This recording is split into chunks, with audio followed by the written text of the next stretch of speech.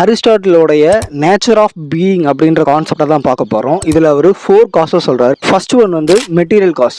What is it made up of? அது எதனால் ஆனது? இந்த புக் எதனால ஆனது? இது ரைட் பண்ணுறதுக்கு உருவாக இருந்த pen and the paper. Second one வந்து formal cause. What is it form or pattern? அது என்ன? அந்த புக்கில் என்ன ஸ்டோரி டெல்லிங் பிளாட் யூஸ் பண்ணுறாங்க, அது என்ன லாங்குவேஜில் எழுதியிருக்காங்க. தேர்ட் ஒன் வந்து efficient cause. What cause it? என்ன காரணம்? இந்த புக்கை எழுத காரணமாக இருந்த இந்த ரைட்டர் அண்டு இதை பப்ளிஷ் பண்ண உதவி பண்ண அந்த பப்ளிஷர். இதுதான் third cause. Fourth one final cause. இது எதுக்காக? To convey the message for the reader. Book யார் படிக்கிறாங்களோ அந்த ரீடரோட மனசில் ஒரு தாக்கத்தை உண்டுபடுத்துறதுக்காக இது உருவானது.